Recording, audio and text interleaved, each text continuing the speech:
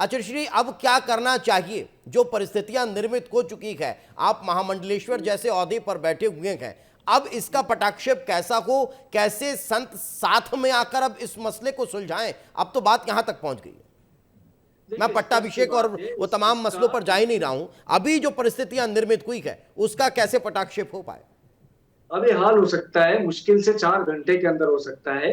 देखिएगा, ग्रंथों से चलता है सनातन धर्म, ग्रंथों के अंदर नियमावली है।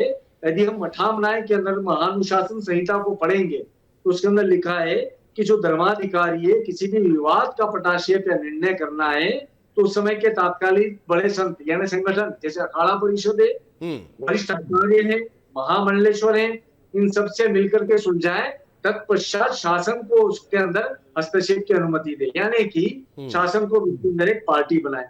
सरलता से सब लोग बैठ करके बन सकते हैं। और यहाँ पर जैसे हम 3 लोग बैठे हैं, चौथा मैं बड़ा सरलता से बताता हूँ आपको।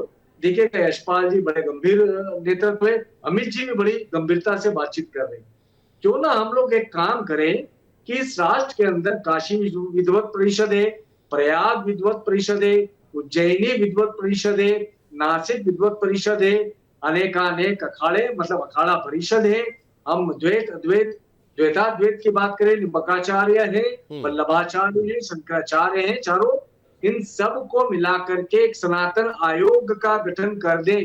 किसी आज का विषय नहीं है, ये सदैव के विषय का एक बहुत अच्छा सुझाव है, बहुत अच्छा सॉल्यूशन है।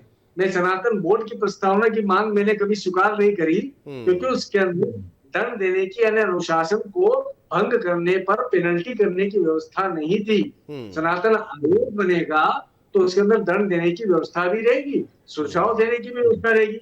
तो सरकार को नहीं तो क्या बार-बार सिंहस्थ में अब इस बार ये मसला आप उठाने वाले हैं? क्योंकि आप उज्जैन की धरा से भी आते हैं, सिंहस्थ महाकुंभ वहां पर आयोजित होने वाला है, ये बड़ी बात आप कर रहे हैं, इसलिए मैं इस पर सवाल कर रहा हूं। जी, धर्म संसद और सनातन पंचायत में लोग लगा चुका हूँ। वो इसलिए लगा चुका हूँ, पक्ष विपक्ष सभी लोगों को बैठा करके मैं बात कर रहा हूँ कि देखिएगा, हमारी छवि पूरे विश्व के अंदर सनातन को भारत भाग्य बिताता ही नहीं, विश्व का गुरु के रूप में हम स्थापित करना चाहते हैं। ऐसी स्थिति में आपस के विवाद जो है हमारी छवि को वैश्विक स्तर पर खंडित करते हैं। इसलिए अमित जी है, यशपाल जी है और आप है, मतलब सारा समूह मिल करके सनातन आयोग की प्रस्तावना करे। और मुझे विश्वास है मध्य प्रदेश से यदि शुभारंभ होगा यशपाल जी तो बड़ा आनंद आएगा। और मैं विश्वास दिलाता हूँ विपक्ष भी इसके अंदर दखलंदाजी नहीं करेगा या उसका विरोध नहीं करेगा। बिल्कुल, हम सब यही चाहते हैं, विपक्ष भी यही चाहता है, पक्ष भी यही चाहता है। सिसोदिया जी, आप महाराष्ट्र के इस प्रस्ताव का 30 सेकंड में जवाब दीजिए, मैं अमित जी का रुख करूंगा। सिसोदिया साहब। निश्चित तौर पर महाराज जी का जो सुझाव है उस सुझाव को माननीय मुख्यमंत्री जी तक पहुंचाने में महाराज जी स्वयं सक्षम है, वो खुद भी पहुंचा सकते हैं, पर मैं भी मेरे स्तर पर इसको पहुंचाने का प्रयास करूंगा। ठीक ठीक, अमित जी आप कुछ कहना चाहते हैं? देखिए दीपेश जी, महाराज जी का सुझाव अच्छा है और मैं समझता हूं कि वो स्वयं मुख्यमंत्री जी से बात करें और इस तरह से उसको क्रियान्वयन में लेके आए। लेकिन मैं कहना चाहता हूं, आज जो विवाद अभिमुक्तेश्वर आनंद जी और तमाम संतों का चल रहा है, जिस तरीके से संतों को मारा गया है, इस बात की जितनी निंदा हो उससे वो कम है। उनको पनिशमेंट उन अधिकारियों को होना चाहिए। और मैं कहना चाहता हूं, साधु संतों वैसे भी अगर विनम्र होते, आशीर्वाद दाता होते, स्वयं मुख्यमंत्री जी चले जाएं और हाथ जोड़कर विनम्रता से कर लें कि महाराज जी आप स्नान करिए और अपना क्रोध जो है शांत करिए, तो मैं समझता हूं कि महाराज जी उन्हें आशीर्वाद भी देंगे और ये सारा विवाद जो है खत्म हो जाएगा साधु संतों को। लेकिन मुख्यमंत्री जी को विनम्रता का भाव पैदा करना पड़ेगा, जो उनके उप मुख्यमंत्री कर रहे हैं, लेकिन मुख्यमंत्री नहीं झुकना चाह रहे।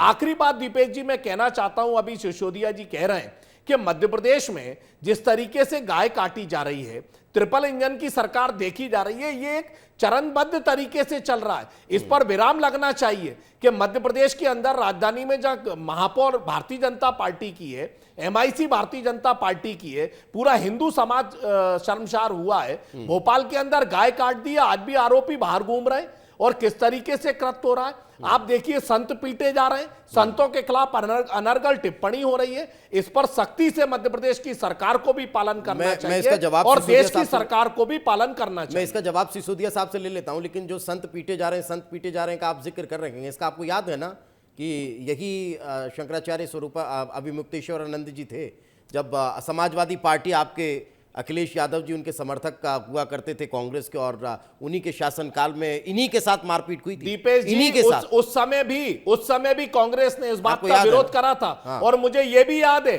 कि जब योगी जी पीटे जा रहे थे और संसद में रो रहे थे, मुझे वो दिन भी याद है जब भी कांग्रेस के उस समय खड़े होकर यह कहा था कि ये जो योगी जी के साथ पिटाई हुई है ये इस तरीके से अन्याय है। आज वो स्वरूपानंद अभिमुक्तेश्वरानंद जी पर लोगों को मारा गया, संतों को मारा गया। मैं याद दिलाना चाहता हूं, एक दिन योगी जी भी पिटे थे सिसोदिया और साहब। संसद के अंदर रोए थे। सिसोदिया साहब, देखिए, संत समाज का सम्मान करना सनातनी का कर्तव्य है। सरकारें जो हमारी है, यह सरकार कहीं ना कहीं हम सनातन धर्म की ध्वजा ऊंची करने वाली विचारों वाली सरकार है। हम तुष्टीकरण के तहत डबल स्टैंडर्ड की कभी बात नहीं करते हैं। मेरे कांग्रेस के मित्र जो बात कर रहे हैं, मीठा मीठा गप गप और कड़वा कड़वा थू थू, ये डबल स्टैंडर्ड की बातें जो है हम कभी भी नहीं करते हैं। हम अगर सनातन के साथ हैं तो खुल के हैं, और खुल के साथ देने का काम है। सरकार के प्रतिनिधि के रूप में माननीय उप मुख्यमंत्री जी अभिमुक्तेश्वरानंद जी महाराज के पास गए हैं, और वो विजुअल आपने हमने सबने देखे हैं। वहाँ की सरकार, वहाँ की प्रशासन, वहाँ के प्रशासन के अधिकारी, सभी लोगों ने जाके माननीय मुख्यमंत्री जी का संदेश उनको देने का काम अब ये किया है। देखने वाली बात है विनम्रता कि- पूर्वक उनसे निवेदन किया है बिल्कुल।